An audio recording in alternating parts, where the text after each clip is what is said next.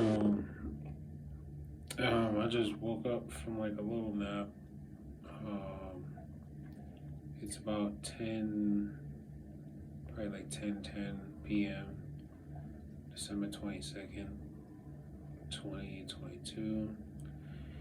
And I woke up to this feeling of like someone, it almost feels like someone's trying to sear through my sternum with like a hot laser, right?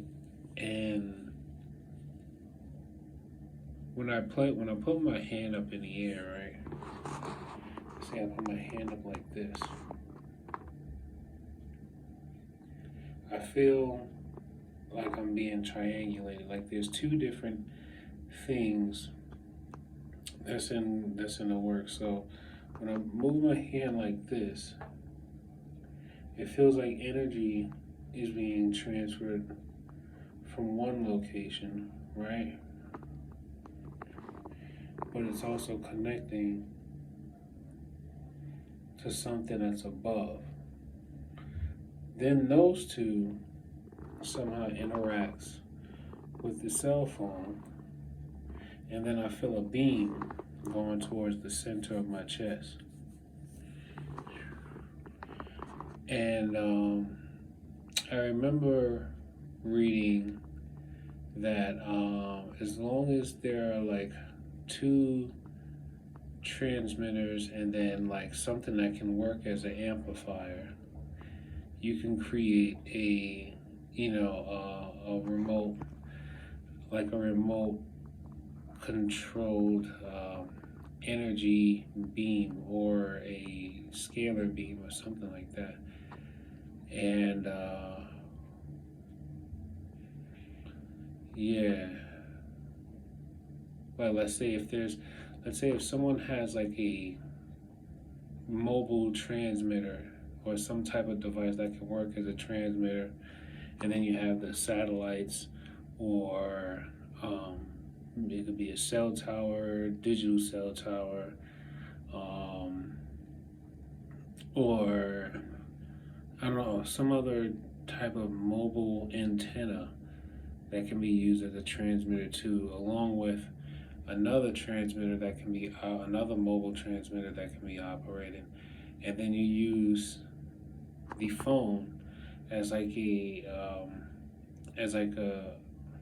another receiver transmitter, or because the phone itself has a energy potential itself, and it's in the phone. If the phone is hacked, you can increase the amount of energy output from the phone so that it produces a larger electromagnetic field of radiation, and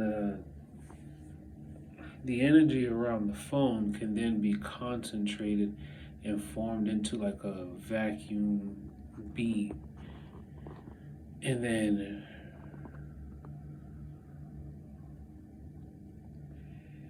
yeah, it's like all right here. It's like something is like burning through my sternum. Like something is actually trying to literally sear through with a laser right through my sternum bone.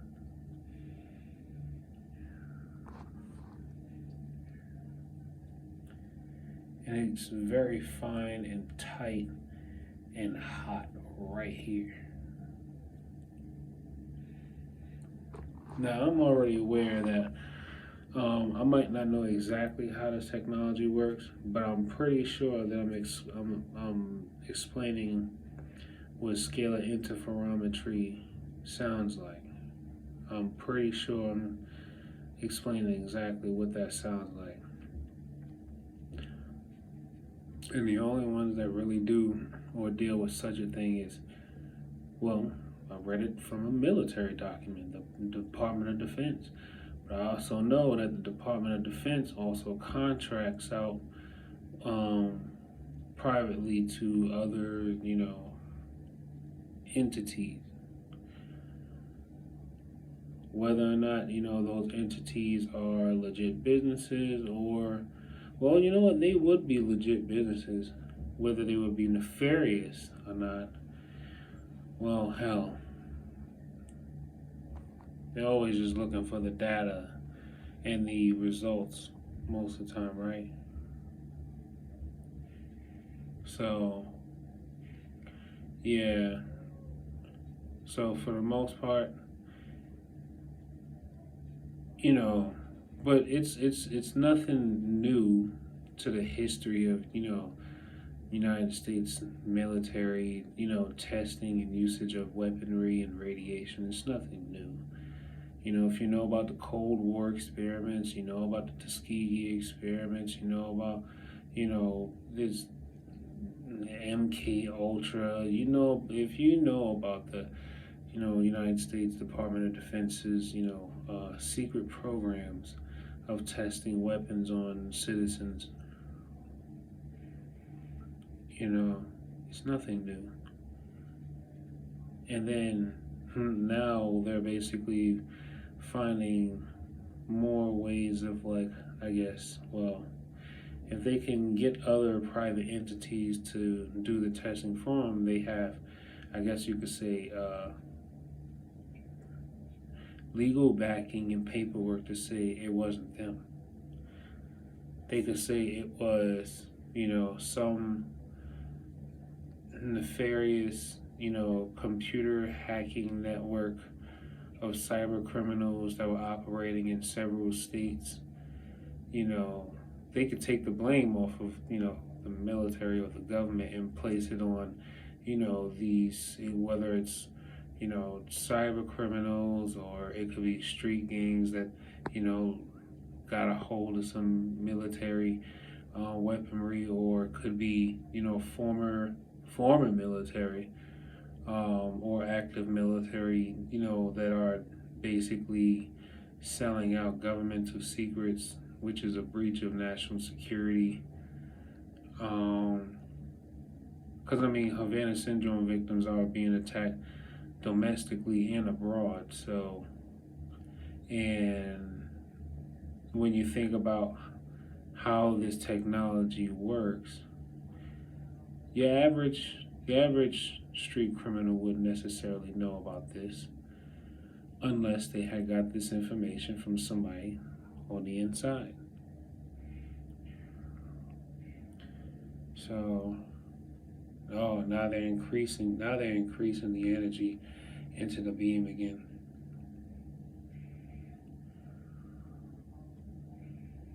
Yeah. Anyway, like I said, worry not for what they do unto the body, for if they kill the body, there's nothing more they can do. And, for the most part, everything that is going to happen to everyone involved in the slaughter of righteous people, and the slaughter of, those of us who are put on this earth to heal, not to kill, those of us put on this earth to just, like, literally be the bright side of being human beings. There's always a heavy price to pay, because there's always so few of us. And whenever there's so many corrupted, evil souls basically destroying so much that's so little, destroying so much of something that's so little, there's always something that's going to be there to basically, well, make everything right again. Anyway, yeah, I'm just hanging in there. They gonna do what they do, but as long as I'm standing in the light the entire time, and still saying glory, hallelujah.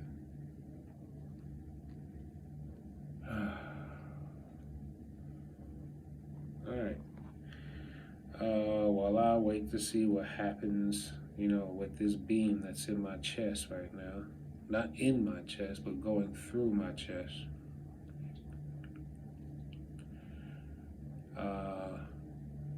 And then, what best part is they always saying, oh, it's so many people. No, it's mad people watching you. And he doesn't realize it's all on video. Oh, the whole secret society is watching you. It's like, well, it's a cloud server. The only other ways you can broadcast something this detailed, something that's this accurate in visuals about people being able to vicariously live through you and watch you live your life is through wireless data transmissions of electrical electrical impulses being sent to a transmitter or two, and then brought to a cloud server, and then someone remotely at a computer or whatever has access to this cloud server and software that can basically translate it from electrical impulses to computer code, and then be able to visually display it as images or videos, and then broadcast it online so that several other people can watch. And well, yeah, I may not know exactly how it works, but at some point someone's going to see these videos.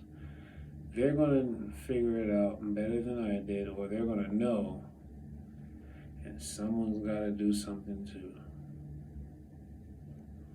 Because there's a lot of arrogance behind all of this. And arrogance is usually the greatest reason for any man's downfall. Arrogance and pride and greed and envy. Yeah. Anyway, remember, take life one breath, one thought, one step, one day at a time. Peace.